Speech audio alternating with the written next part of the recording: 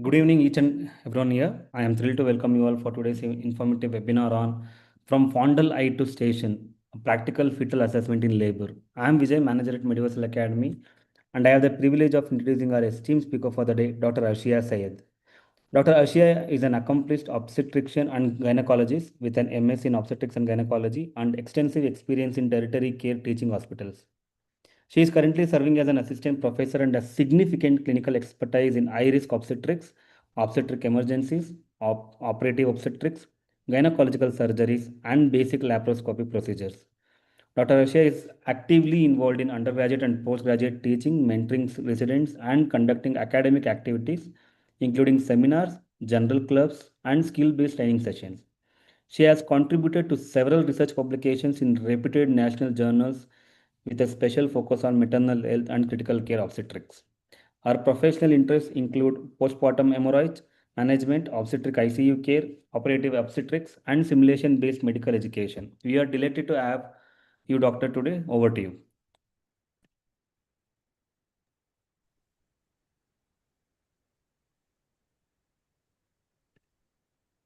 Good evening, everyone. Am I audible?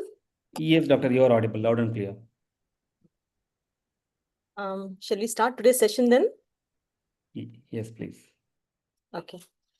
So today's topic is mainly a very practical based topic. Okay. Am I visible? Yes, Doctor, you are, yes. I'm visible, right? Okay. So when we talk about examination of a pregnant woman, okay, there are various things that we need to understand. First thing is, what is the feto-pelvic relationship? It means that what is the relationship of the baby to the mother? So when we get an idea about what is the relationship of the baby to the mother, we will come to know how to examine the patient and then how to conduct the delivery.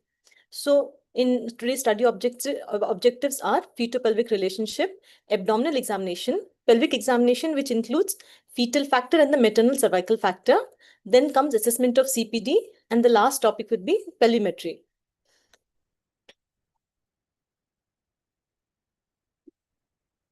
Okay. So when we talk about the feto-pelvic relationship, there are 6 factors which we need to know. The first one is lie, second one is presentation, third is presenting part, fourth one is attitude, the fifth is denominator, and the sixth one is position. The first one is lie. So when you talk about lie, the definition is it is a relationship of the long axis of the fetus to the long axis of the mother. Okay. For all practical purpose, what I will be explaining will be to consider your hand as the baby. Okay. This part will be, is it visible? Yes, Doctor, it is visible. I can't see what aspect of my video has been. Oh yeah, okay, now I can see. Yeah. Okay. So for all practical purpose, this will be the baby, fetal head, the rest of the part of the fetus. Okay. So when you're learning, it's not always necessary that you have the dummy pelvis with you, the fetal skull with you to learn. It's in a very simple way you can learn is by using your hand, okay, and considering yourself as the mother. Okay, that will be very easy for you to get the orientation of the right, left, maternal right, maternal left. So all in relationship to you. So when you learn in that way, it will be easy for you to apply on the fetus, on the live patient as well. Okay, so now first aspect is lie. So what is this lie? Lie is the long axis of the baby. So now this is the baby, head, body. So what is the long axis in relationship to the long axis of the mother? So the mother is standing. How is this relationship to the mother? Now it is longitudinal if the baby is in this line and the mother is in the same line. So like how this image represents, this is a longitudinal line. Okay. In longitudinal line, the baby can either be head up, buttocks down, or the other way, buttocks up and head down. Okay. It can be in either ways. Next is the oblique line. Okay. If the maternal long axis is this way and the baby is slightly in the oblique position, so that becomes the oblique line. Okay. It can be either in this way or it can be either the other. It can be either the right oblique or the left oblique with head up or head down. That does not matter. It is just the long axis of the baby to the long axis of the mother. The third one is transverse line. So now if the mother is in this straight axis, if the baby is in transverse position, that means perpendicular to the long axis of the mother, that becomes transverse lie. Okay. So this is the first aspect, that is, what is the lie? Next, I'll be talking about presentation. Now you need to understand the difference between presentation and presenting part. Okay. Presentation is that part of the fetus which occupies the lower pole of the uterus. Okay. You have the entire uterus like that. So the upper portion is more broader, the lower portion is more tapering. So which part of the fetus, okay, that comes in the lower pole, that is the presentation. Okay. Now you have three main types based on the type of presentation. The first one is a cephalic presentation. If the head presents in the lower pole of the uterus, that is cephalic presentation. If the buttocks or the lower pole of the baby, that is the podalic pole, if that presents in the lower portion, that is considered as podalic presentation. Next, if the baby is in a horizontal way, that is a transverse lie, and the baby's shoulders are being presented in the lower pole of the uterus, that that comes in the shoulder presentation. Okay, so the part of the fetus which occupies the lower pole of the uterus, okay, that is presentation. Let's not get confused with presenting part. Now in presenting part, we are trying to be even more specific. So now we have come to the lower pole of the uterus in presentation. In presenting part, we will talk about in the lower pole, what is coming closer to the cervix. Okay. Now, since we studied the different presenting part, out of that, I'll pick up the first one, that is the cephalic presentation. In cephalic presentation, what are the various presenting part? Okay. Now, cephalic presentation is the head is being presented, isn't it? So now, which is the various part of that head which overlies the cervix? So that will be the presenting part. So now in the first example, you have vertex presentation. So now in the head, if this part presents, okay, that becomes the vertex presentation. The second one is brow presentation. Okay, this is the brow presentation. So head becomes slightly deflexed. So this part presents from the brow onwards. So that is the brow presentation. The third one is the face presentation. That means the head is completely extended and the extended head presents over the cervix. So that becomes the face presentation. So these are the various presenting part of cephalic presentation. Next, the second presentation is the breech presentation or the podalic presentation. In that, the various presenting part can be so that means the lower part of the baby is coming near the cervix. Okay. So in that lower part, you can have either the buttocks of the baby, the external genitalia. Okay. And based on other parts of the leg which is being presented, is you have either the thighs being presented, okay, or in some cases you have the foot directly, as soon as you do a pelvic channel examination, you can directly feel the foot of the baby. So that becomes a foot presentation. Sometimes you can feel the knee of the baby. Now if the knee is felt, all these are part of the lower portion of the baby, that is a podalic pole. So that presenting over the cervix will be taken as the presenting part of breech presentation. So the various presenting part in breech presentation can be the buttocks, the external genitalia, and the various portions of the lower limb.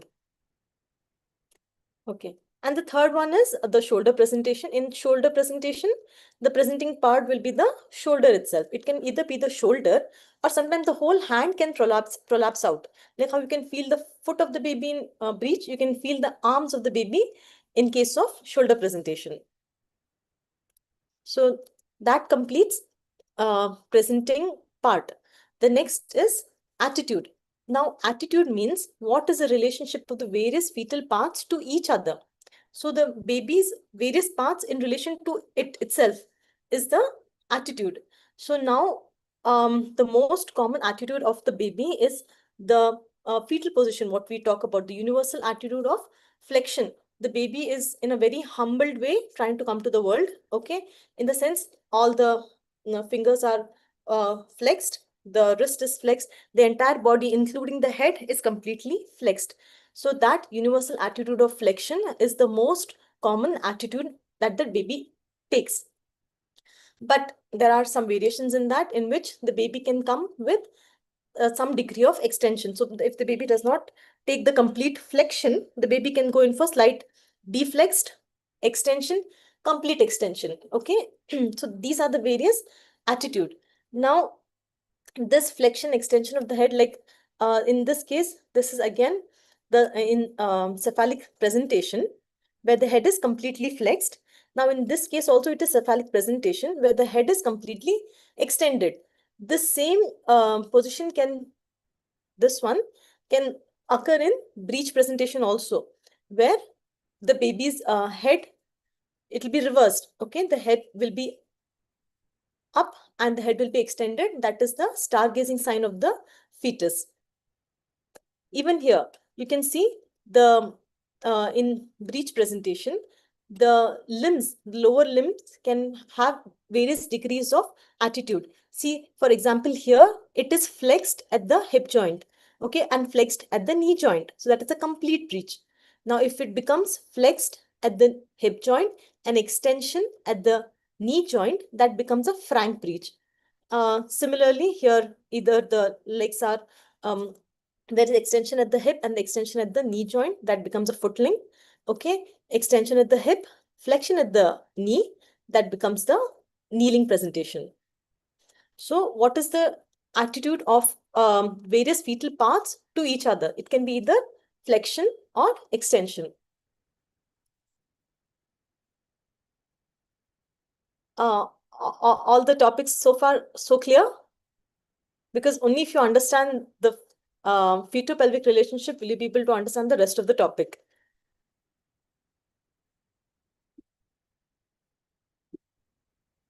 Okay. Next comes the denominator. Now we have the presenting part where the head is presenting down, isn't it? So that is cephalic presentation. In cephalic presentation, you have vertex as a presenting part, or you have the brow as a presenting part, or you have the face as a presenting part. Okay, I'll finish the cephalic presentation first. So now in all of these various presenting part, which is the most prominent bony prominence? Okay, so it's a fixed bony prominent on the presenting part. That aspect is called as denominator. Okay, now it is very important to know what is a denominator. Based on that, you can talk about position, which is the next topic. Okay.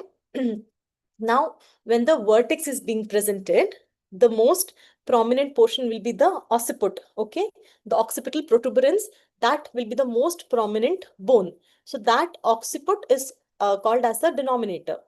Next, you have the brow presentation. When the brow presents, okay, you have the frontal eminence, which is taken as the most prominent bony portion. Okay, because the head is like this, right? So this portion will come. The occiput will not be felt, okay, in your pervaginal examination, but the brow will be the most prominent portion there. So that is taken as the denominator. Third, you have the face presentation. When the face presents, the most prominent bone there will be your chin, okay, or the mentum. So based on that, so that is taken as the denominator. Okay, so these are the various bony prominence, that is the denominators when we are talking about cephalic presentation, the various presenting part being vertex, face, and the brow presentation. I'm repeating all of this so that I'm not confusing you all, okay? And the topic is clear.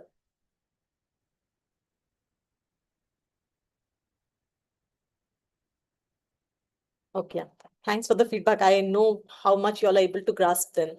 Thank you, Dr. Divya.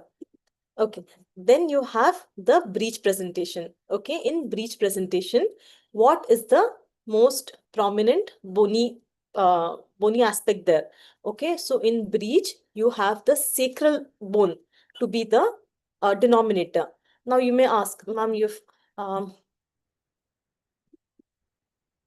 now you can see that, okay, fine. In this case, you will definitely have the sacrum as a presenting part. But what about this? In this, you may say, ma'am, there is the foot or there is the knee. Can those be considered as the bony prominences? Or here directly you can feel the knee, right?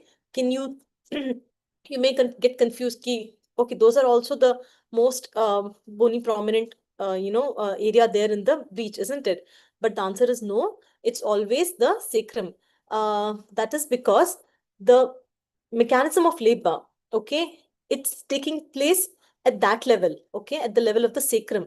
That is why only the sacral bone is taken as the denominator in case of breech presentation.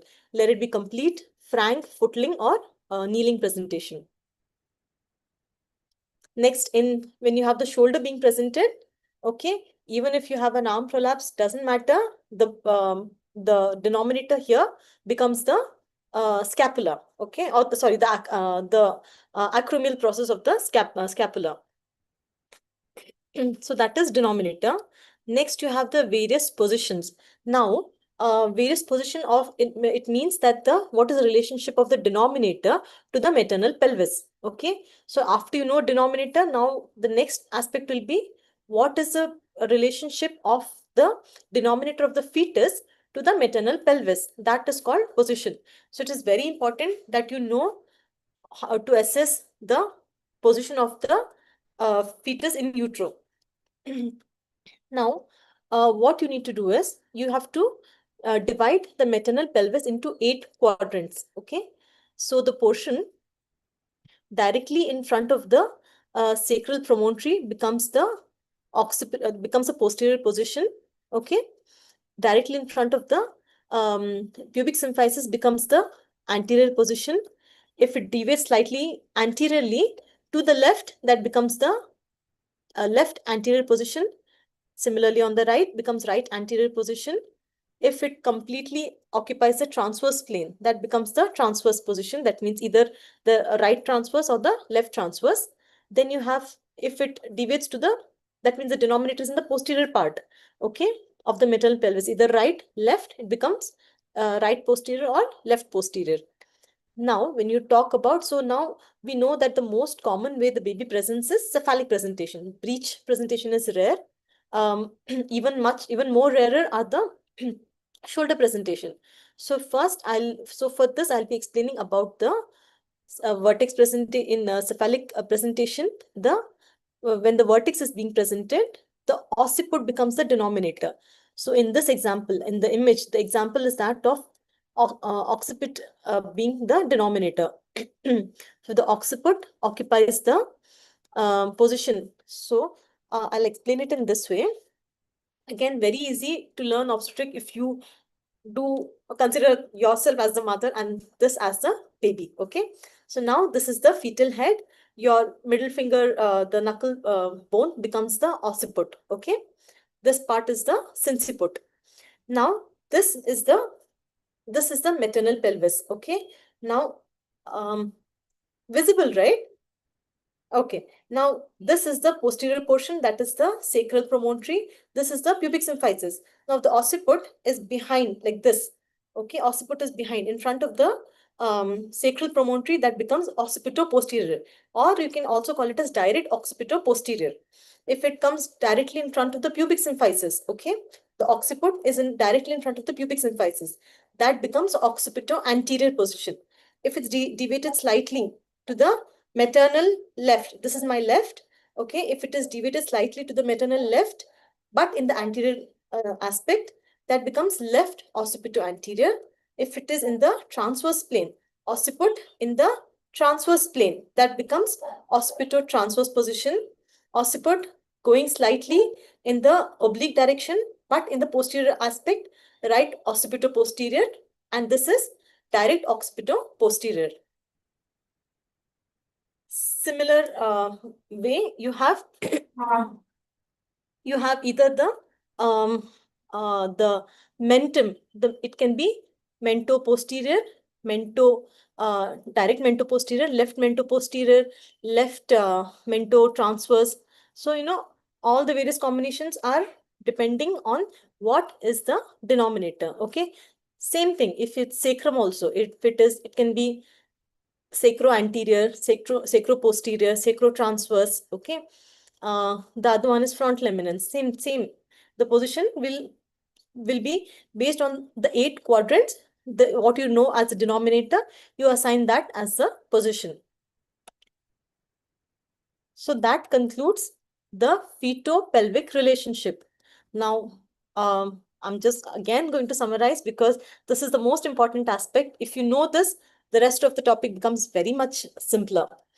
Okay, so now let's revise. So you have the three lie, that is longitudinal lie, transverse lie, and the oblique lie. Okay, so in longitudinal lie, you can have the cephalic presentation. So the part of the fetus that occupies the lower pole of the uterus. So in that, the attitude of the head can be that of complete flexion, or it can get a little deflex, that is military position. It's called as military position. The third one is partial extension, where the brow presents, okay, and complete extension where the face presents. Okay, so that is the various presenting part. In flexion and military position, you have the vertex being the presenting part. So when the vertex presents, you have the occipital bone, which is the denominator. When it slightly extends, you have the brow, okay, brow being presented. So that time your frontal eminence becomes the denominator. The last, where the face presents, you have the chin or the mentum being the denominator. So in breech, next is the breech presentation. In breech, you have complete breech, frank breech, footling, and the kneeling presentation. So in this, you have the various, I think this part I've already explained, how it can be flexion at the hip, knee. Just remember those images, or imagine the baby in that way, and you can easily come to know what are the various attitudes. Okay, so based on that, the presenting parts can be either the buttocks, feet, or the knee. And here the denominator in any type of breech, let it be kneeling or footling, the denominator remains sacrum only. In case of transverse or the oblique lie, the shoulders will present, and in the presenting part of the shoulder can be either the shoulder is as such if the baby's hands are flexed, but if the baby's hand prolapses out, it can be either the it's called as the arm being prolapsed or the arm presentation. Okay, next you have in that the denominator will be the acromial process of the scapula. I hope the feto-pelvic relationship is understood by all of you. So if this aspect is clear, next we'll go for examination. So once you have all this in mind, so next you will know what to examine in the mother, okay?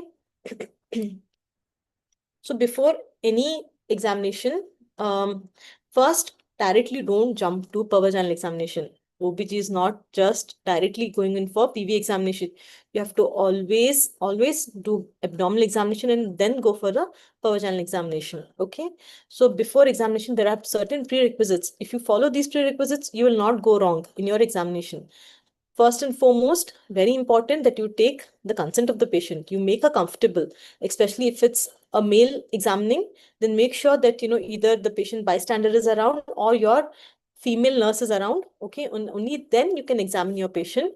Be very careful about the litigation part of it. Okay, then comes the position of the mother. You can have her legs slightly flexed. Okay, make her lie on the bed. Her leg should be slightly flexed so that it relaxes the abdominal wall muscles. Then always before you put the patient on position, make sure she empties the bladder, and then you examine. With the full bladder, all your a lot of things in your examination can go wrong. So always make sure, or sometimes when you examine, you've not made the patient empty the bladder, you will get results which are, not correlating. Okay, so it is always better that you ensure that the patient has voided urine and then you're examining. Okay, and then the uterus will be slightly rotated to the right side. To correct that, gently push the uterus to the left side so that the dextro rotation is corrected. Dextro rotation occurs because left side there is the rectosigmoid, which slightly pushes the uterus to the right side. So gently push that tilted uterus to make it straight, and you correct the dextro rotation. So once all of this is done, then you go to examination proper.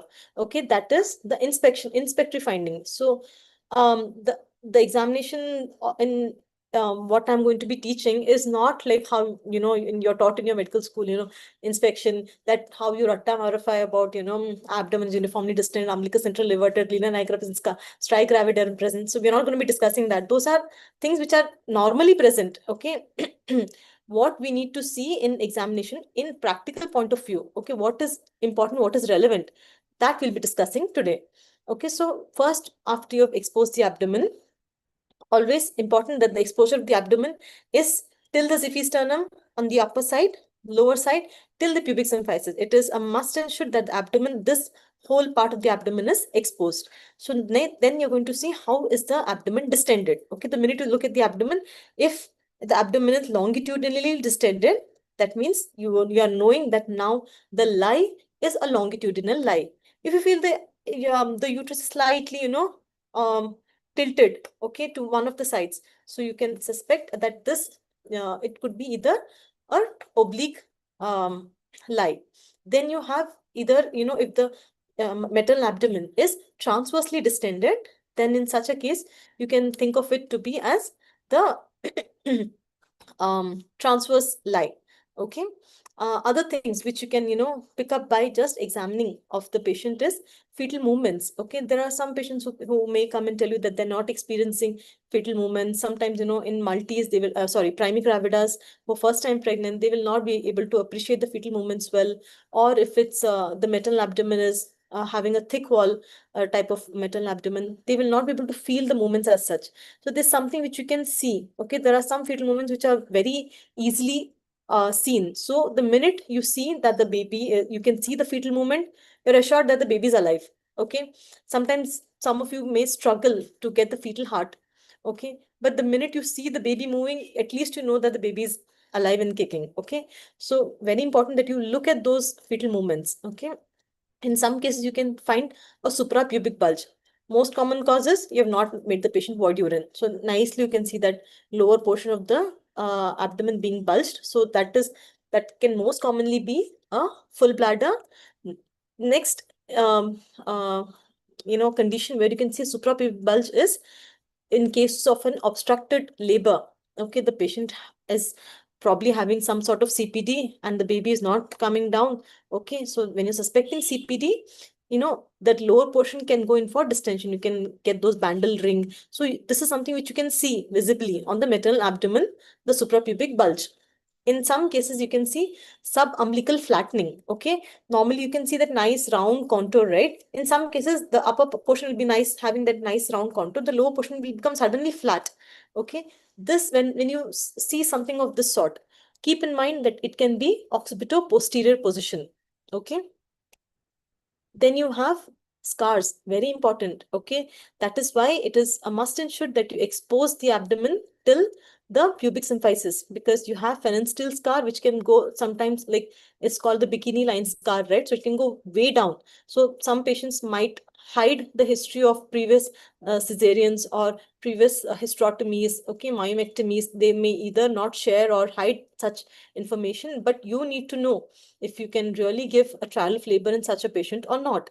So it is necessary that you look for all the scars in the on the maternal abdomen, especially for the lower abdomen scar. That means your phalansteal scar, because it can go way down and it is a part of it. Sometimes the suturing will be done so neatly, it will actually look like one of those abdominal creases. Okay, it just completely gets hidden in that. So it's a must and should that you look for the phalansteal scars. Next, you have something called the shelving sign. So the minute the patient walks to your OPD, shelving sign is something which you can, notice from the distance. Okay, the patient walks inside OPD. There are some abdomen which are completely, pushing up. Okay, that means the head has not gone down.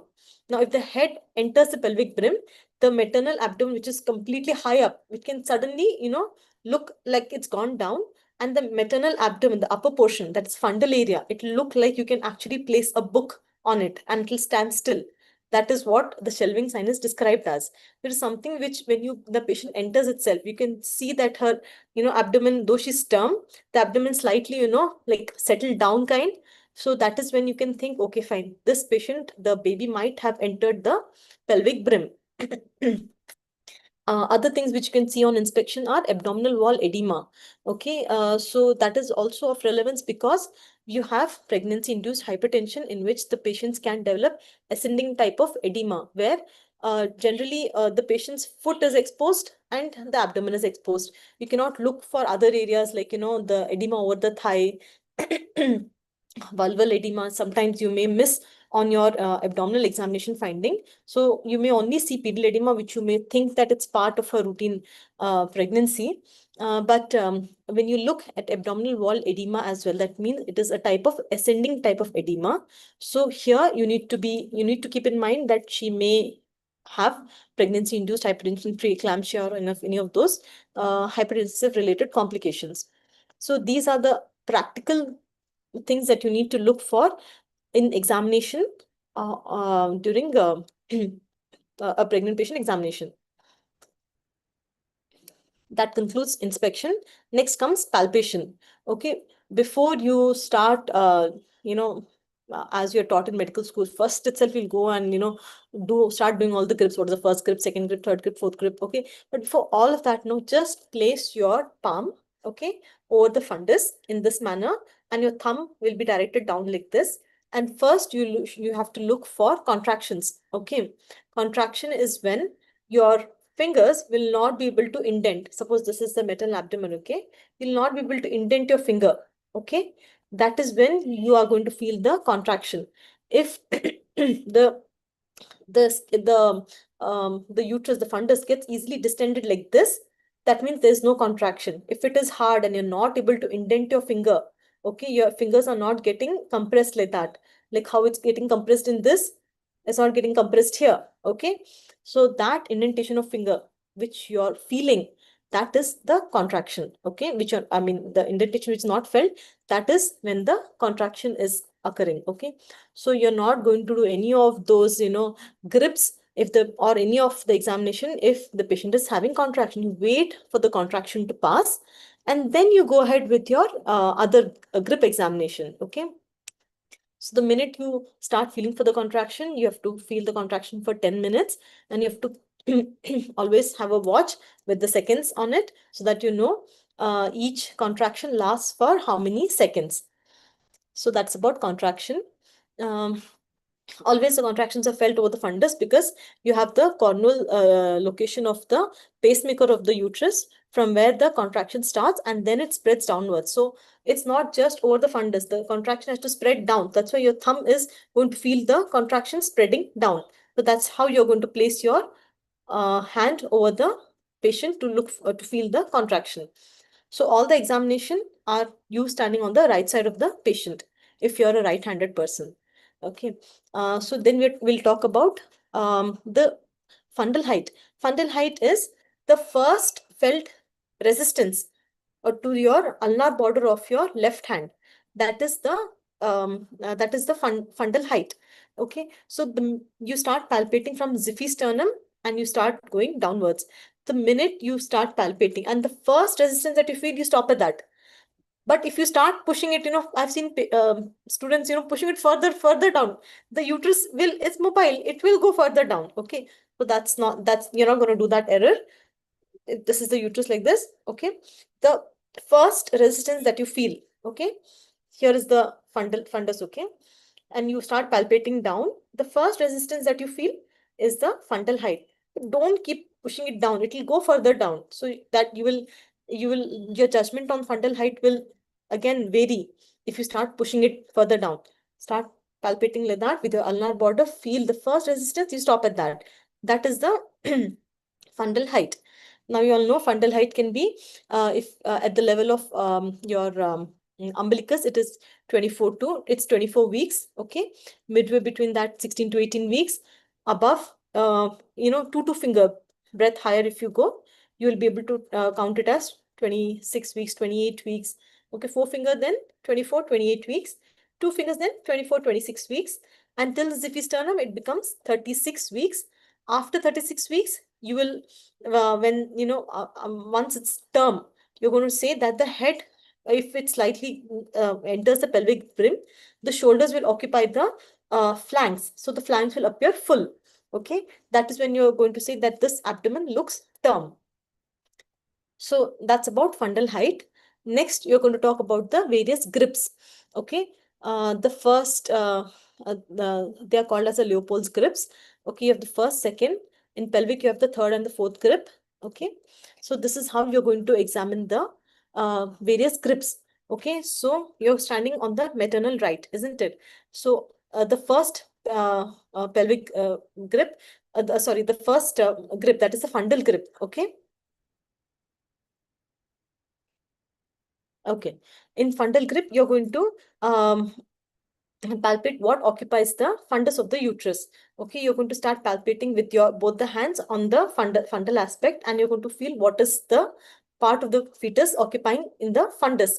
Okay, so most common presentation is the cephalic presentation and longitudinal cephalic presentation. So commonly what you feel in the fundus of the uterus is the buttocks of the baby. So you can feel a broad non-ballotable mass. Okay, that is suggestive of the fetal lower pole or the buttocks. Okay, then you have the lateral grips. In lateral grip, you always stabilize on one side, and like see how you have this, right? You stabilize on one side and you feel what you're palpating on the other side.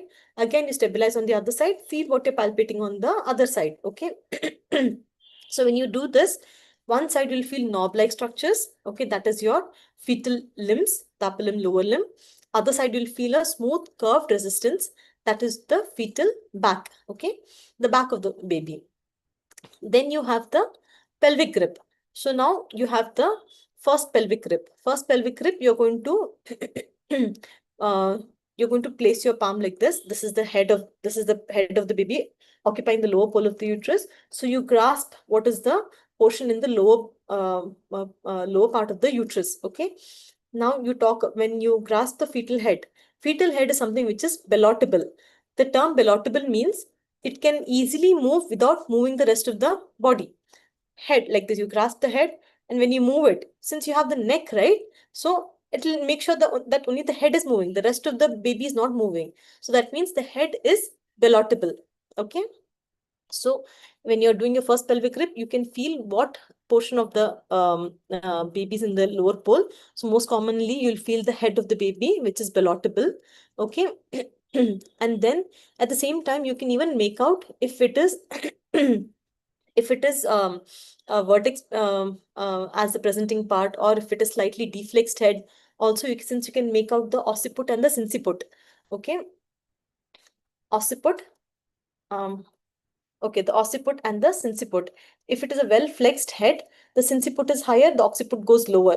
Okay, if it is slightly deflexed, it can be at the same same position. The occiput and the sinciput can be at the same position. Head is deflexed. Okay, this is the pelvis below. Okay, head is deflexed, then the occiput is higher, the sinciput becomes lower. Okay, so this is another assessment which you can make in the pelvic grip. Then you have the fourth pelvic grip. All these examinations were you facing the head of the patient. The fourth pelvic grip, you're going to face the feet of the patient, and you're going to look if the head is engaged or not. So you start palpating below like this, and you feel if the head has gone down inside the pelvis or not. So that is the fourth pelvic grip.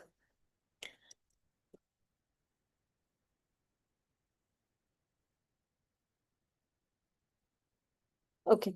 Another thing that what you can assess clinically is the assessment of liquor. Okay. This takes a little bit of experience. Oh, you're not able to hear me?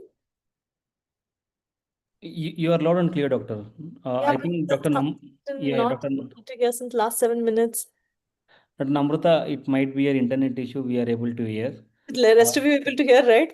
yeah, we are. I can hear. We are able to hear you. Uh, Okay. Dr. Namrata, is I it got- possible to switch Okay, off? okay. I think I mean, connect. others have given information, so I think I'll go ahead then. You're audible. Okay, fine. So another thing what you can assess clinically, which we don't tend to, but it's a must and should, because what happens is we are relying too much on ultrasound nowadays. Okay. We more than examination patient write directly, PGs will write ultrasound send. They want to clear a 4PD, but that is not the way. Okay. The more your hands feel clinically, the better knowledge and the better assessment you will have about the patient. Okay, so try doing the Likert assessment also clinically. So how do you do this Likert assessment? You can just, the minute you're examining, you're feeling the various grips, no? If you feel a lot of the baby only being palpated, that means the Likert is very much reduced. Okay, if you feel the Likert, the babies, you're not able to, palpate the baby properly, that means either the Likert can be a lot, or the abdominal, if you have a very healthy patient, then the abdominal wall can be thick abdominal wall and you'll not be able to make out. But Likert is something like, a thing inside a fluid. How does it feel? It can easily move, and it can easily have that buoyancy. So that part will not be felt if the Likert is either too less or too high. So try to, it takes some time to get an assessment of Likert, but the rest of it easily you'll be able to examine. Then comes auscultation of the fetal heart sound. Okay, a lot of you may struggle to know where to keep your stet. Your stet will be playing around the entire uterus of the mother, but the minute you're able to get your lateral grips correctly, okay, okay, it is not, that the head is in the lower pole, okay, the buttocks is up, it is cephalic presentation. When it is cephalic presentation, auscultations are always in the line below the umbilicus. Okay, the minute that no, the head is up, you can nicely feel a nice ballotting head in the fundus. That means it is breech presentation. Okay, when you feel that, then you need to know that the auscultations will be higher to the line, in this line. See, this line above will be for breech presentation. This line below is your for your cephalic presentation. Okay, so now we have discussed the various positions. Now the fetal heart sound can also give you a hint as to what is the various position of the fetus as well. If since the most common position is left occipito anterior, okay, if the occiput is anterior to the maternal pelvis, the back will also be anterior, no? Okay, the back will also be here. The head is here, occiput is anterior, so the back is also anterior, and this is where you'll be able to auscultate in case of left occipito anterior. So if you're new to obs, okay, first, if you're not able to find out where is the back, where is the head, where is the tail, you're not able to make out anything, but you want to know if the baby's heartbeat is there or not, just try to auscultate this area first. If you get it there, most of the time you'll get it there. Okay, if you're not able to get it there, then these are the various other positions where you can auscultate for the fetal heart. If not left occiput, LOA, for ease of explanation, I'll use the term as LOA, LOP, ROP. Okay, since you all have understood the basics. Okay, so if you're not able to hear it in left occipito anterior, try the ROA positions. If you're not able to hear that as well, that means it can be either the posterior positions. So in occipito posterior positions, you can hear the fetal heart in one of the flanks, left occipito posterior in the left flank, and the right occipito posterior in the right flank. Okay, breech always, FHS will be heard in the higher, above the umbilicus, in above this line. Okay, in case of transverse line, you can hear the heart sound around the umbilicus. Okay, if the back is anterior, back is posterior, based on that you can hear the fetal heart around the back. So see, all this also tells you that your initial assessment, your initial presenting part becomes so important, because only when you have that in mind, you'll be able to know where to place your stet. Okay. Okay. Another important aspect is assessment of cephalopelvic disproportion. Now you've got an idea as to how the baby is inside the uterus. Now you need to know if you'll be able to conduct delivery or not in such a case. Can you allow her for a vaginal delivery or not? Okay, especially when you're not a trained obstetrician, you're just able to conduct basic deliveries. It's very important that the minute you see CPD, you don't meddle with such cases. If you know it's CPD, just directly refer to tertiary care. Don't mismanage the case. I've seen patients the case getting completely cooked up in last minute referral of obstructed deliveries. Such bad outcomes for both the mother and the baby. So you need to know where you need to stop and at what point you need to refer the cases. Okay, so that's when assessment of CPD comes into play. So in assessment of CPD, you have the abdominal method and you have the abdominopelvic method. So abdominal method is what you're going to do is you're going to place your right hand index and the middle finger over the pubic symphysis, and in the left hand you grasp the fetal head. Okay, and when you grasp the fetal head, you're trying to push inside the pelvic inlet. Okay, the pelvic inlet is like this, no? So will the baby enter inside the pelvic inlet or not? Okay, it is only at the level of the pelvic inlet that you're going to assess for the cephalopelvic disproportion. It is not at the mid pelvis in the outlet uh, part at all. It's just in the inlet only. Okay, so now if once you've grasped the head, and you're trying to push the head down, if there is no overlapping of the parietal bone and the head goes down like this below the pubic symphysis, that means there is no CPD. But if you've held the head and you're trying to push it down, okay, but the parietal bones are overlapping and overhanging over the pubic symphysis, it says that the head is not going to enter the pelvic brim. There is some sort of cephalopelvic disproportion. Do not attempt vaginal delivery in such a case. Refer. Okay. So this is how, okay, you've placed your right hand index and middle finger over the pubic symphysis. Left hand, you grasp the fetal head and you try to push it down inside the pelvic brim. So assessment of CPD at the level of inlet only. Then you have the assessment of CPD, that is the Muller-Munroker method. Assessment of CPD by doing the abdominopelvic method. Okay, in abdominopelvic method, you're going to do a per-vaginal examination. You're going to insert your right index and the middle finger. They're placed in the vagina, and sorry, the thumb is placed. This is placed at the level of the ischial spine, and your right thumb is placed on the pubic symphysis. So once you've done this, again, grasp the fetal head and you try to push it down. If you can feel the head touching the thumb and the vertex is felt at the fingers placed at the level of the ischial spine, that means the head can get engaged. You're pushing the head down. The head is, it is coming at the level of the ischial spine. That means it's crossed the pelvic brim and it's trying to enter into the mid pelvis. That means there is no CPD at the level of the inlet. Okay. But if the head, when you're trying to push it down, it's not reaching up to the ischial spine and the head is overhanging at the level of the pubic symphysis, that means there is gross CPD. Do not attempt vaginal delivery in such a case. This is how you do the Muller-Munroker method, which is the abdominopelvic examination. Okay, so this is how you examine for cephalopelvic disproportion. Okay, before we move on to the vaginal examination, I know station is something you might have heard it's something that you do in PV examination, no? But it's very important that you do station assessment by your abdominal examination as well, because the much better assessment that you have on doing an abdominal examination, it will prevent you from doing unnecessary repeated per vaginal examination. Okay, PV examinations are, first of all, so much of discomfort for the patient. They'll get traumatized for normal delivery because of the repeated vaginal examinations that are being done.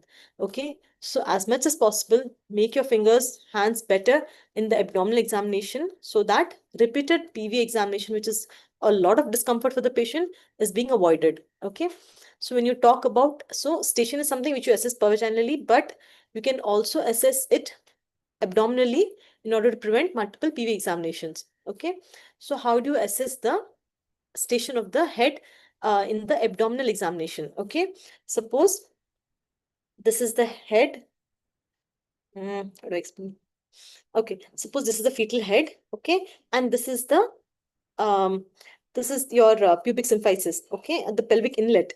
Now, when you've grasped the fetal head, okay, the entire fetal head, if you can feel, round, proper, nice round contour, you're feeling the entire head with the grasp of your hand. That means it's all fifth palpable. The entire head, it is palpable. See, like this. It does not enter the pelvic brim at all. Okay, the entire head of the baby is palpable, and you can easily ballot it. So this is a mobile head or a floating head, and the head has not even entered the pelvic brim. Okay, so this is all fifth palpable, or most commonly what we address, in practical, is it's a mobile head, it's a floating head. Okay, that's how you address it as. So in such cases, no, you may anticipate that, okay, it might, the head might be too big for the pelvis. CPD assessment can be done easily in such cases, and only after you do CPD assessment you can give a trial for vaginal delivery. Okay, and but it's not necessary that all free floating heads will not deliver vaginally. You can give a trial by ruling out, by doing a CPD examination, and once that is done, you can give a trial. But you, after, even after the labor onset has started, even after the labor has started, if the head is still not entering, that means there are more chances that it's going in for a CPD, and you will not be able to and you'll not be able to conduct a vaginal delivery. Okay, so that is all fifth palpable. Next, if the head, okay, um the head, this is the pelvis, okay, and the head has, okay, all fifth palpable will be like this. Head is slightly entered, okay, just a little portion of the head is entered, that becomes 4/5 palpable. Head goes further down, okay, it is 3/5 palpable, but 3/5 is not considered as engaged. Head is 2/5 palpable, okay, that's when you can say that the head is engaged. Head being engaged is the head has reached the ischial spine, which is at the mid pelvis level. Okay, it has reached the ischial spine, that means the head has got engaged. Okay, and then if you cannot feel the head at all, that means the head will be at zero station. Okay, and then you can only feel the neck that time. So that means the entire head has reached till has crossed beyond your ischial spine. So that is the head which is fully engaged. So is this clear? Shall we move on to vaginal examination?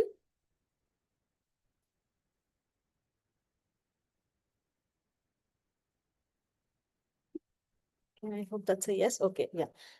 So let's move on to vaginal examination. So when you're doing a vaginal examination, again, the prerequisites are you have to maintain sterile aseptic precautions. I've seen, again, so many times, just doing PV without, painting with betadine, no aseptic precaution, nothing, just doing PVs.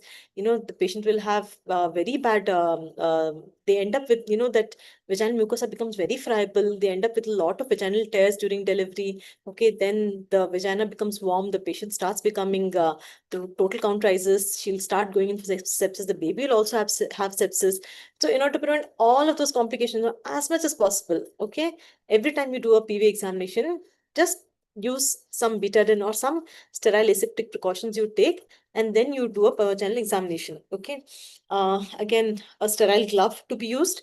Okay, and one thing that you need to keep in mind before you attempt a PV examination is always look for the placental location. Okay, because you don't know where the placenta is. You have done a vaginal examination, and if the placenta is, if it's a placenta previa case, you've had it, she will just bleed, pour torrentially. Okay, so always at your level, please confirm the placenta location before doing a vaginal examination. Again, I always keep stressing this point. Please avoid multiple vaginal examinations. Okay, so your assessment abdominally should be so good that you've got some all set of information that you need to get from there. Just the cervical factors can be assessed in your vaginal examination. Okay, so when you talk about vaginal examination, you have the cervical factors and the fetal factors. Okay, I don't know how many of you must have conducted deliveries or done a PV examination, but I'm going to be explaining in a very basic way so that, even if you're a first timer, it becomes easier for you to understand what this PV examination is. Because I see when I'm teaching my PGs or juniors or anybody, the minute, okay, you're going to do PV examination with your right index and your middle finger. Again, I'm talking for somebody who's right-handed. Okay, right index and middle finger. Okay, you're going to gently, okay, please always separate the labia first, and then you insert your finger, lubricate your glove with the lignocaine, okay, and then gently separate the labia first. Don't just directly, do such bad vaginal examinations. Okay, gently spread the labia first, lubricate your fingers, and then you examine. Okay, once you've put your finger inside, you'll be lost as to where is what. Okay, so for the ease of understanding, think of this as the cervix. Okay, this is the cervix. This is the length of the this is the length of the cervix, and the rest of it will be the vagina. Okay, so sometimes what happens is when you're doing PV examination, you'll just be in the vagina, you'll not be feeling the cervix. So what happens, you have to go a little deeper, and when you feel something of this sort, okay, the cervix will feel something like this, with a hole in the center, and almost as big as this. Okay, so that is a cervix. So the minute you put a finger inside, you just feel around to know that, okay, fine, this is the cervix. Again, I'm explaining in a very basic way for people who have never done PV examinations. The ones you have done, you may feel like it's easy, but as a beginner, for a first timer, you'll be lost in searching where is the cervix only. Okay, so the minute you do your PV, just feel for something like this. Okay, you do this and you try to feel that indentation in between. That is your external os. Okay, now when you're doing PV examination, what are the various factors that you're going to look for? One is the consistency of the cervix, the position of the cervix, effacement, dilatation, and the status of the membranes being present or absent. In consistency of the cervix, you're going to check if the cervix is soft, firm, or in between, mildly in between. Okay, medium is the various consistency. Most commonly, what happens is if the cervix is completely, nothing, not effaced, not dilated, nothing, you'll be able to feel something like a quite firm. Firm is nose, right? So a firm feel which you get is a firm feel that what you can get will be a firm cervix. Okay, but if she's setting in for labor, you can feel a very softer cervix. You feel like, okay, fine, this cervix can dilate. Okay, firmer cervix will not be able to dilate or efface. Okay, so that is why you need to understand what is the consistency of the cervix. Then comes the position of the cervix. So when you're doing PV examination, normally your cervix is directed posteriorly. Okay, in a when you're doing PV examination, this is how you do PV examination. But if the cervix is posterior, direct your fingers slightly posteriorly, okay, to feel for the cervix. Sometimes you'll not be able to feel anything, okay, but just go slight posterior to feel that the position of the cervix is posterior. Okay, the minute you do your PV, you can feel the cervix right there. That means it is mid position. Okay, anterior position, mainly once it's mid position and it's dilated, no, you will not really look into anterior position as such. But please try to distinguish between posterior position. You have to go a little more deeper and down, and mid position, where when you do PV itself right there, if you feel the cervix, that is mid position of the cervix. Then we are going to talk about effacement and dilatation, okay, which I feel is something which most of you would want to know. How do you feel for the effacement? How do you feel for the dilatation? Okay, effacement is, this is cervix uneffaced, long 4 centimeter cervix is uneffaced. Okay, you do PV, you feel like the cervix is very long, like almost this long cervix. That means it's uneffaced. Okay, 4 centimeter long cervix. The entire length of the cervix is felt, it is uneffaced. The minute the cervix starts shortening, that means the cervix is being taken up with the lower uterine segment. The cervix starts shortening like that. Okay, that is the effacement of the cervix. Okay, now effacement is basically the length of the cervix. Okay, so normally you should feel how the cervix feels in a non-pregnant patient first. Okay, you will know that, okay, what is the effacement in that, like it's a complete, the whole length of the cervix will be felt. Now when the cervix starts effacing, that means it starts getting taken up. Suppose it's you will know how much of the cervix is remaining, is what you're going to feel with your PV examination. Suppose only this much of the only this much of the cervix is half of the cervix is taken up. So that means only this much is going to be felt, no? So you're going to feel only this much of the portion. So half of the cervix will be felt. So that is 50% effaced. So once you get an idea about uneffaced, 50% effaced, well effaced though, it will become completely thinned out cervix that will be able to easily make out. But the other, 25% effaced, 30% effaced, people keep saying different 60%. Every obstetrician has their own way of, talking about effacement. They'll either say it is partially effaced, half effaced. There are various ways of commenting on the effacement. But what I would say, what I am used to is talking about uneffaced, where you have completely a long cervix, 25% effaced, where if this is the whole cervix, right? Okay, only this much portion has got, been taken up. So that is 25%. You can just feel, 3/4 of the cervix. When only half of the cervix is felt, 50% effaced. When 75% of the cervix is taken up, only 1/4 is felt. That is 75% effaced. And when you just have a very papery thin cervix, it is well effaced or completely taken up cervix. Okay, so effacement is basically the length of the cervix that you're going to feel. Then comes the dilatation. So once you've felt this, now this external os, okay, opens and you can feel the internal os dilating. That is the dilatation that you're going to be talking about. Normally people, if only one finger goes, they talk about it as 1 centimeter. Two finger, if it is two fingers go entering just tightly, okay, that is 2 centimeter dilated. Two fingers slightly, you can just relax your two fingers a little bit. That is almost 2 to 3 centimeter. Then, you when it keeps going further and further, you can talk about it as 4 centimeter, 5 centimeter, 6 centimeter. Okay. The 7, 8, 9 centimeter, no, to get a better judgment on is it even 7 or 8 or 8 or 9, you can see how much of the cervix is remaining. You can judge in that way as well. Okay. Not just how much your fingers are opening and getting dilated and how much you're stretching. You can feel how much of the cervix is remaining to get an assessment of the dilatation. Okay. Again, you should, this is something which you will understand only once you have done a PV examination. Okay.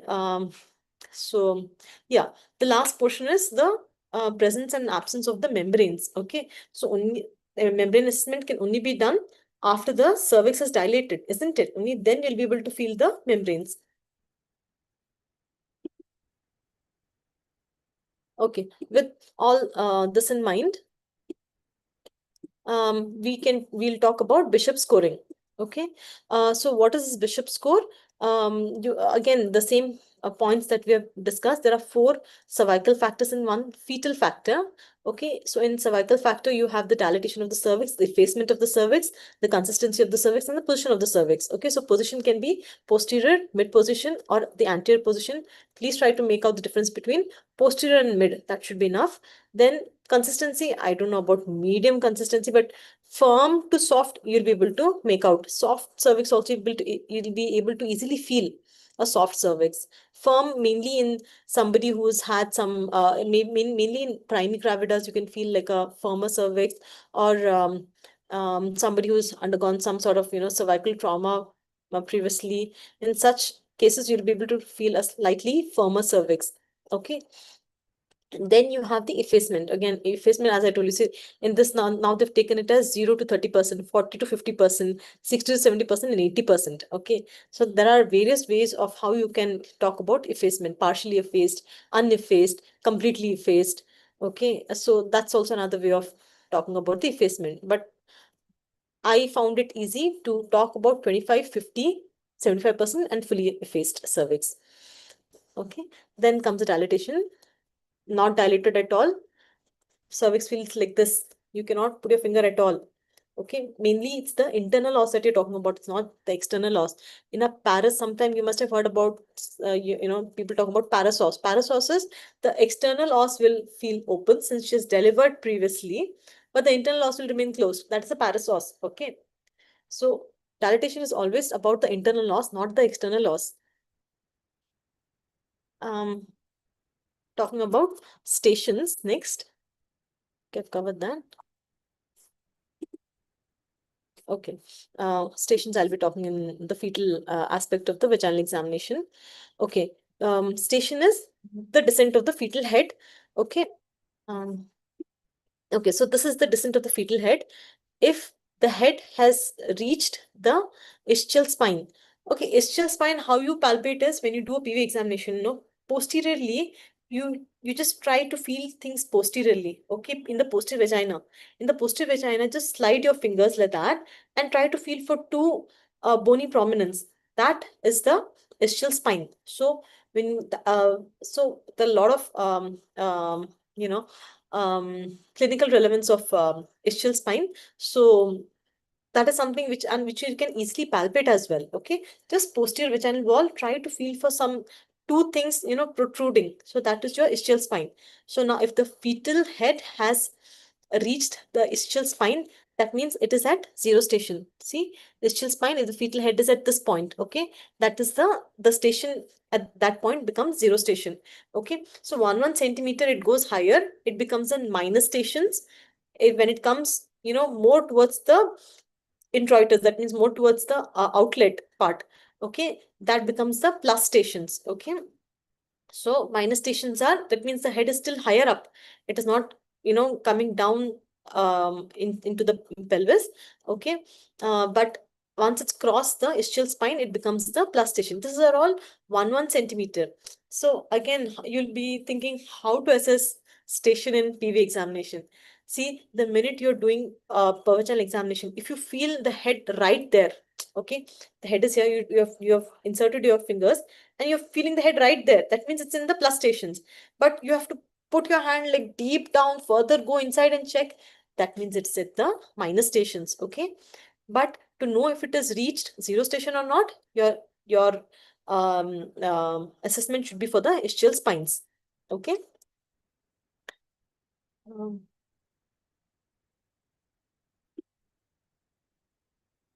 Wait, fetal weight. Okay, I'll talk about fetal weight as well. Before that, okay, you have to, again, when you're doing the PV examination, you confirm what is the presentation. Okay. Now for the presentation confirmation, again, it's if you feel when you're doing PV examination, you feel something very hard throughout, that means it is the head, of course. Okay. But if you feel like no, some part it is soft and you're not really able to make out, it could be the breech presentation that you're going to feel. Sometimes you will get compound presentations as well, where the baby is like probably sitting like that. Okay, so you can feel the head of the baby as well, and you can feel the fingers of the baby as well. Okay, so that becomes like a compound presentation. Okay, so whatever you've done, your assessment abdominally, confirm it vaginally by looking confirming the presentation.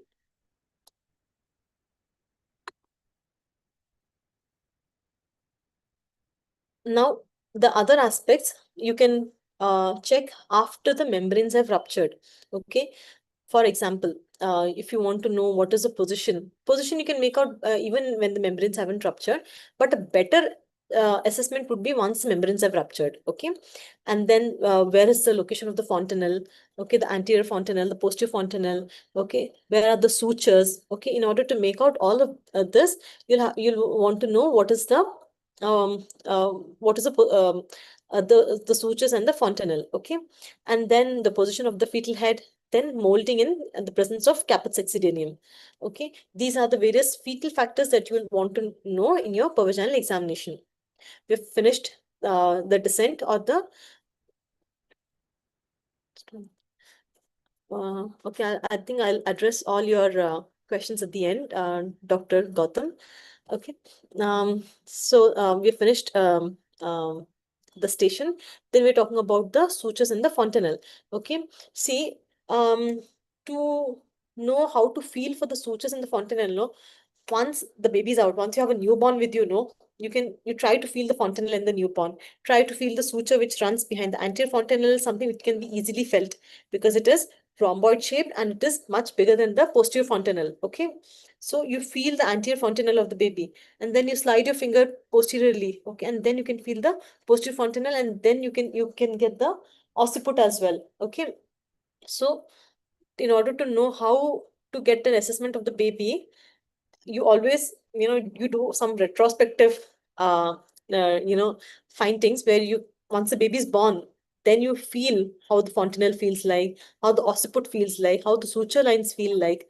And only when you have got a good assessment of, a newborn baby, will you be able to know, okay, now in when the baby is in utero, okay, and when you're going to conduct the delivery, how to locate the position, you'll get a better judgment then. Okay. Then you have something called molding. Molding is how the bones, they try to, slide. Now the sutures are not fused at this point, okay? And sutures not fused. Why? Because the head has to mold itself to, pass through the maternal pelvis. Okay. So for so that alteration in the shape of the fetal head, in order to go through the compressive forces and deliver out, that is molding. So if you have the, one second. Yeah. So in vertex presentation, you have submento pragmatic. Okay. Submento pragmatic. If the head is getting compressed in this manner, the molding can occur in this plane. Okay. Then if it is mento vertical, okay, the head can get compressed in this plane and the head can expand in this aspect. Okay. If it is submento pragmatic, okay, that is in case of face. Okay, the head can again expand in the backward direction. So this is how molding takes place. I don't know how much of that was understood. Okay, this probably should explain it better. I'm sorry.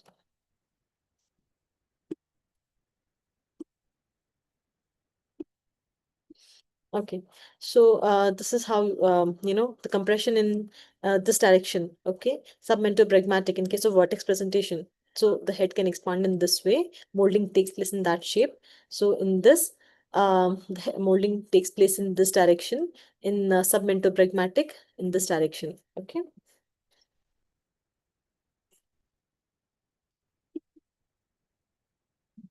Now, you have something called the gradings of molding as well, which I've forgotten to mention. Grading of molding is when you're able to, separate the bones.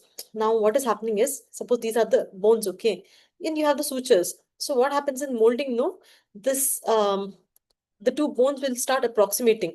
Okay, now you should not let the molding go to such a degree, especially in case of obstructed labors. What happens is the bones can overhang over each other and you'll not be able to separate it with your finger. Okay, when you're examining, you're feeling that the bones are touching. That means grade 1. If it's overlapping but you're able to push it away, that is grade 2. If it is overhanging and you're not able to, push it in between, that becomes grade 3 molding. So don't let it go to such a degrees. So, and when it goes, you can always anticipate for an obstructed labor. Okay, caput succedaneum, what happens is because of the compressive forces, okay, it will be alteration in the shape of the head, which I've discussed previously. Okay, in prolonged labors before complete dilatation of the cervix, the portion of the fetal scalp immediately over the cervical os becomes edematous. Okay, so this is known as the caput succedaneum. So caput also, again, no, what happens is in labor, sometimes you will erroneously tell the station because of the caput. Okay, caput is just a swelling over the scalp. That is not exact station of the head. Okay, station of the head is where you can feel the scalp the minute you have a bulge. Okay, suppose right now you're feeling like the head is at, suppose this head is at 0 station, but there's this caput forming. That caput is at +1. So you cannot tell that the station is +1.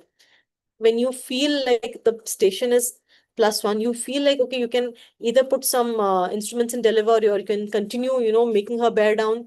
Okay, but all the while it's not the head, it's not the skull, it's been the caput which is at the plus stations. So that caput at the plus stations is not the actual station. Okay, the station is always the skull that you're feeling. Okay, Again, a smaller caput, okay. Larger caputs, what happens is it feels like the head is still at zero station. The caputs will become so big. You continue making the patient bear down. The pressure from the cervix will completely be there on the fetal head, and the head becomes so edematous that you can even feel the caput at +2 to +3 stations. Okay, so you'll feel, no, she's going to deliver right now. That feeling will be there, but all the while the head is still in zero station. It's not coming down. Okay, and there's no point in just making the patient bear down where the caput is formed. So caput is something which you can easily assess in labor. The skull feels hard, no, the caput feels a little spongy. Okay, so that is your caput. Okay, again, yeah. So once the membranes have ruptured, once you've felt the anterior fontanelle, okay, if the anterior fontanelle is felt anteriorly, then the occiput is posterior. That means these are the OP positions, occipito-posterior positions. The anterior fontanelle feels posteriorly, okay, to the maternal pelvis, uh, occipito-anterior. The anterior fontanelle is felt posteriorly. That means it is occipito-anterior position. Okay, anterior fontanelle is in the opposite direction to the occiput, right? So anterior fontanelle is something which you can easily feel. Okay, and then you have to feel the suture line. Okay, with the anterior fontanelle, you can trace the suture line. Okay, so based on that, you can determine what is the position of the fetus, if it is LOA, LOT, ROP, whatever, the various positions that you can make out. Okay, so this is how you feel. Once you feel the anterior fontanelle, you slide your fingers, okay, and you feel the posterior, the suture line, and determine the position of the fetus. Okay, then then you can feel for the ear of the baby. Okay, in case of lot of caput being formed, no, slightly you can trace for the ear of the baby, which side the pinna is. Based on that, you'll be able to make out the position of the fetus. Okay, let's talk about I'm not going in depth of mechanism of labor with all those definitions and everything. I'll just be talking about in regards to position, the assessment of position in case of the mechanism of labor. Okay, again, this is the maternal pelvis, where this is the posterior part and this is the anterior part. Okay, now again, this is the baby occiput. Now, the most common engaging diameter is the position is the left occipito anterior. Okay, this is direct occipito anterior. Occiput is directly in front of pubic symphysis. No, I'm talking about the left occipito anterior. Okay, now before the labor sets in, no, it'll be in the occipito transverse position. Okay, it'll be in the occipito transverse position. Okay, with further descent flexion. Okay, then the internal rotation takes place. Okay, now in internal rotation, what happens is the from left occipito transverse, it comes to the left occipito anterior position, and after it has entered the pelvic brim in the left occipito anterior position, the head rotates 1/8 of the circle. That is the internal rotation. Where the head was initially in the left occipito anterior position, the head is rotated 1/8 of the circle to occupy so that the occiput directly lies in front of the pubic symphysis. That becomes occipito anterior position, and the head starts extending. Okay, the head goes in for extension and it then undergoes restitution. Restitution, again, it rotates back to that 1/8. Okay, so that from occipito anterior, it becomes left occipito anterior, but the head is extended. That is the step of restitution. And then external rotation is the head from LOA, it becomes LOT, the left occipito transverse position. That is the final step of external rotation.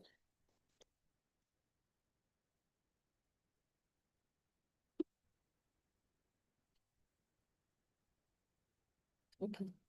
I hope this is clear. I'll just explain again.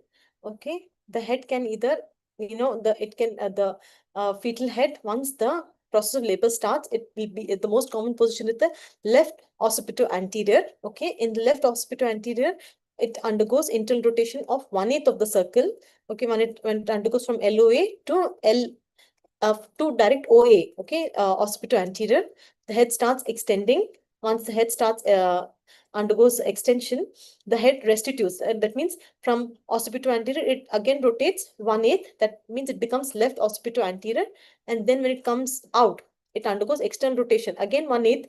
That means it comes from LOA to LOT position. So that is the mechanism of labor occurring in case of left occipito-anterior. Then when you talk about, the various fates or the various outcomes in case of occipito-posterior positions, you have the right occipito-posterior. Again, we'll talk about right occipito-posterior as the most common position. What happens is when it is right occipito-posterior, it can rotate 3/8. The internal rotation can take place 3/8 of the circle, so that it becomes occipito-posterior, occipito-anterior, and then the rest of the baby delivers. Sometimes what happens is if it is right occipito-posterior, the head can remain there itself. It will not rotate it will not have any rotation. If there's no rotation occurring, it becomes persistent occipito-posterior position. If it rotates 1/8 and it stops at that 1/8, that means if it rotates 1/8 anteriorly, it becomes from right occipito-posterior, it becomes right occipito-transverse. When it becomes right occipito-transverse and it does not progress from then on, it becomes deep transverse arrest. Okay. Now to talk about if it rotates 1/8 posteriorly. Now this has from right occipito-posterior rotate 1/8 anteriorly, becomes ROT. Okay. If it has rotated from ROP to 1/8 posteriorly, it becomes OP, direct OP. That means the occiput is directly in front of the sacrum. So that becomes occipito-posterior. And this sort of OP position the outcome of that will be face to pubis type of delivery. That means normally the head is being born by extension. The head is being born by flexion. That is face to pubis type of delivery. Okay, now the last topic will be pelvimetry. What is pelvimetry is basically you will try to assess if there is any fault at the level of the pelvis. Okay, if there's any constriction occurring at the level of the pelvis, at the inlet, mid plane, and the outlet part. So these are the various points, the various things that you need to assess when you're doing a pelvimetry. Again, pelvimetry can be done before the onset as well in preemies, once they've reached term, 38 to 39 weeks. And again to be assessed during labor as well. Okay, so these are the various points. First thing is the sacral promontory will not be felt. Okay, first you put your 2 fingers inside, the sacral promontory will not be felt. Okay, that means the pelvis is adequate. Okay, and the sacral hollow will be well curved. The sacrosciatic notch, you'll be able to admit 2 fingers. The side walls will feel parallel and divergent. The interspinous diameter will appear adequate. The subpubic arch will admit 2 fingers. The subpubic angle will feel wide, and the intertrochanteric diameter admits 4 knuckles. I know this will all seem like, how do you even examine all these things? One thing that you can easily feel is the sacral promontory, which is something which you can, examine. Especially when, thin built patients, these are something which you can easily feel for. Okay. Sacral hollow also you can feel. Okay. Sacrosciatic notch, less likely that you'll feel. Something which you can feel is the spines. Spines, something which can be easily felt. Okay. Next time when you're doing PV examination, try to feel for the spines. Both the spines you'll not be able to palpate it simultaneously. Now, this is the maximum you can stretch your fingers, right?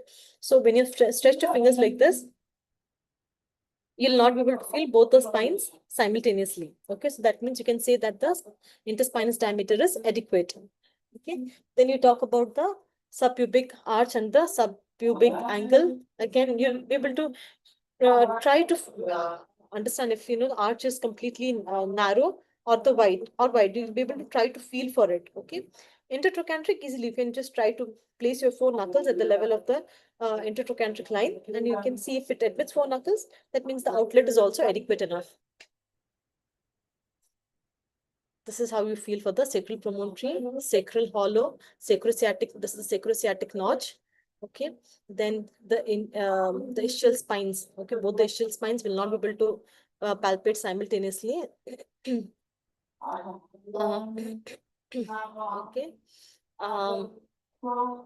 Then you have the subpubic arch being narrow or being wide. Okay, and this is the intertrochanteric diameter, which can admit 4 knuckles. So this is how you examine for the adequacy of the pelvis. Okay, if it's an android type of pelvis, gynecoid type of pelvis, platyploid, or the various combinations of pelvises that you can have. So mainly to look for any cephalopelvic disproportions. That concludes the topics. Maybe we can have a few questions to assess how much you've understood or not to this Thank you, topic. doctor. Thank you, doctor. I think there is some disturbance from my end. Maybe because, yeah, I think. It's prayer time, that's why. No worries, no worries. Thank you, doctor. Thank you so much. Q&A session is open now. You can drop your questions. I think we have few questions in the chat box, doctor, if you can Yeah. read them. Meanwhile, doctors, you can drop your questions. Do I need to read it out for you, doctor? I can do that. No, I'll see it here. I think here. How to assess fetal weight? You'll have to get your Johnson's formula. You're going to measure the symphysiofundal height. You're going to take a measuring tape, measure the symphysiofundal height, and with that, you're going to use the Johnson's formula and calculate the fetal weight. Okay. Uh, findings in twin examination. Twin, you're going to try to feel for 3 fetal poles. Okay, fetal pole being you can easily feel 2 heads and 1 buttock of either of the either of the twin. Okay, that's how you examine for twin pregnancy. What triggers labor? Triggers labor. I don't know what kind of question that. I mean, what you're trying to ask by what triggers labor? It's basically the fetal pituitary adrenal axis, which sets in for the ಅಲ್ಲಿ ಗೊತ್ತಾಗುತ್ತಮ್ಮ ನಿನಗೇನೆ ನೋಡ್ರಿ yes. ನೋಡಿಲ್ಲಿ ಇದು ಎಷ್ಟಿರ್ಬೇಕು Excuse me, there is some. 0.55 I think your microphone is on. Oh my God, sorry. Yeah. There was a blood test. I'm sorry. Yeah. Okay, okay. Um, I think I was explaining something. Triggers labor, yeah. That topic, I mean, it needs a lot of explanation, which is not suitable for this discussion. Is there anything else that I need to address? Doctors, you can drop in your questions. I'm really sorry for the small disturbance there. But anyway, is there any questions? If you can drop in. Yeah, our certificate link will be pasted on the chat box now. You can submit your form. One kindly request is to submit the form properly so that you will get the certificates to your email IDs. If not, inbox, please do check on spam folder.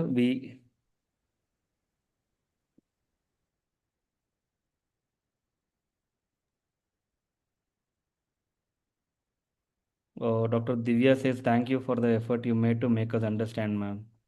Sure. Dr. Pratibha says, thanks. Mm. Like what? No, that's fine, doctor. Okay. That's fine. Yeah. Yeah. Thank you, Dr. Very, Namrata. very, very well explained. Very nicely explained, Dr. Namrata says.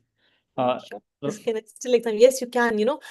For people who feel like their fingers are short, that's just maybe your perception, but there is nothing like short fingers. What you have to do is you can place a step. Okay.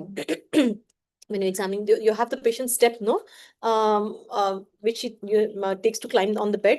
You can stand on that step, and so that you can be able to do a little deeper examination. And another thing, you'll have to position the mother well.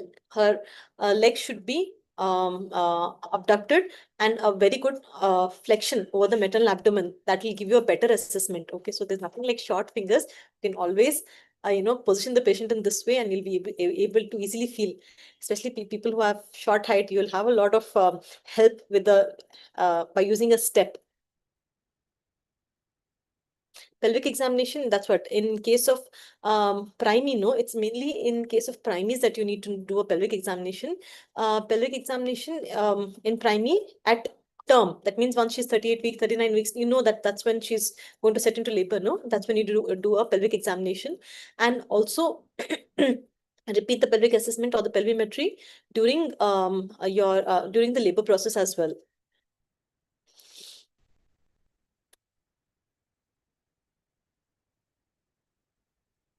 Thanks a lot for the explanation.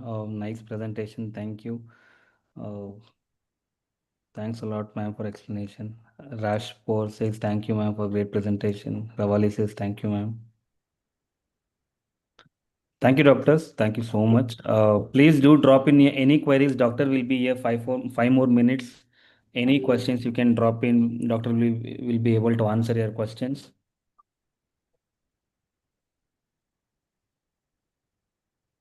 Meanwhile, I've also pasted the certification link again on the chat box. Please go fill the form and get it. Doctor, we have one And more that can question. be done in 24 hours, no? See, what they say is if the patient is in latent labor, 4 hours, active labor, second hourly. But always, I am always somebody who says ki as much as possible, reduce the number of PV examinations, okay?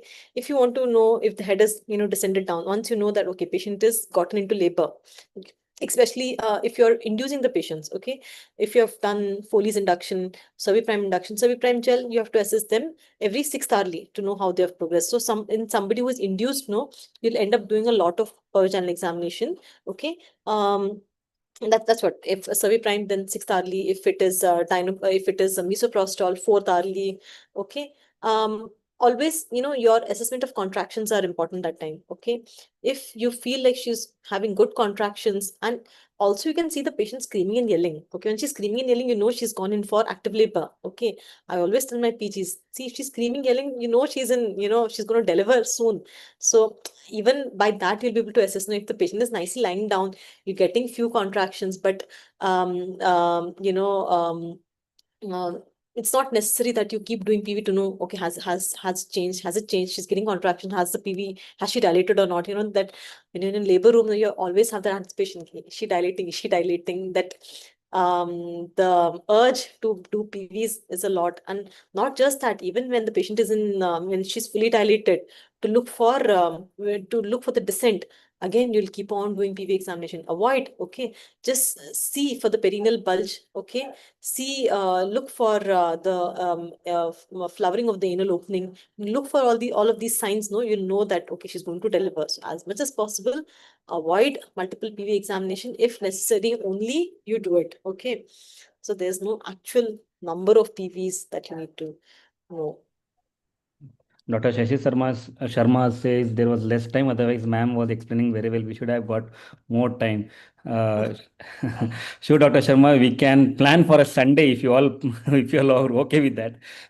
We don't want to get, since you're our doctors, I don't want to conduct this session on Sunday or Saturday. But if you're up for it, we are all up for it. We are happy to conduct all those sessions. If you want 4 hours, 5 hours long stretch, we are happy to do that. Reach out to us. We can do that. It is are in the table, but yeah, based on the availability. But Dr. OP Gautams asked what biochemical test may be needed while labor continues. Hmm. I am not sure if there's any biochemical test to check for labor. Is that what you're trying to ask? There's no biochemical tests as such that we do in labor to know for the progress of the labor. Okay. No. Okay, Dr. Now, OP a topic which of relevance in relation to the topic which I've explained now would be induction of labor. So induction, again, the cervical dilatation effacement, all that, we'll be able to understand better when you talk about the induction of labor. Okay, thank you, doctor. I do remember someone called Bhumika raising their hand. If you still have a question, if you want to talk to directly to doctor, please let us know. Raise your hand again. I can enable your mute option. You can unmute yourself and you can talk to not just Bhumika, anyone. If you want to talk, ask any questions over a mic. Not to worry. You can just raise your hand so that I can get you done that. I think yeah. Uh, okay.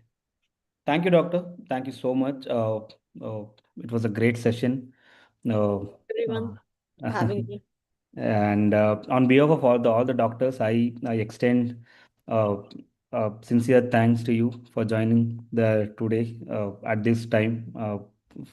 Thank you so much. It takes a lot of energy from day to day professing to whatever you do and coming here and sit again to do that same thing. I know it is not just a job for you, it is what your passion lies Yeah, in. yeah. Always passionate about teaching, especially if there's a live audience. No, I really like Uh, teaching. we But require this is more. something new, something which we have done during COVID times, online classes. This is We, something of that sort, but always student interaction is something that we prefer. yes, it's never too late to start anything. So we are here, and we expect a lot of sessions from you from now on. And yeah, now that our doctors have seen your quality, they will come back to us and ask, we want Dr. Ashia classes. That is kind of session. Dr. OP says very hectic session. The topic itself is a very huge. Yeah, the topic is, it is, Squeezing it in. it's a very practical topic where you need to have, the mother and explain on the patient. So it's mainly a topic like that, but I did the most that I could. Dr. O.P. Gautam or whoever wants a long session, please let us know. We can plan for it. We are happy to do that because we are here purely for community knowledge basis. So if you want long classes on it, uh, just reach out to us. We can plan something like that. And behalf of on all the doctors, I would extend sincere thanks to you, doctor. Thank you so much for joining today. Thank you, doctors, for all joining on the Friday evening. We have a lot more sessions planned for the month. If you want, I can also uh, announce it on 24th. We have exploring the reversible type 2 DM management and goals from Dr. Navanil Datta. On 27th Feb, we have role of botulinum toxin in cosmetology practice from Prachi Mishra. On 28th Feb, we have PCOS demystified causes, symptoms, and long-term management by Dr. Raisa Samuel. Do follow us on our social media channels. I'll also paste the links for our social media channels categorized. You can follow us on social media channel to get to stay updated on all our courses. Thank you, doctor. Thank you so much. Have a good night.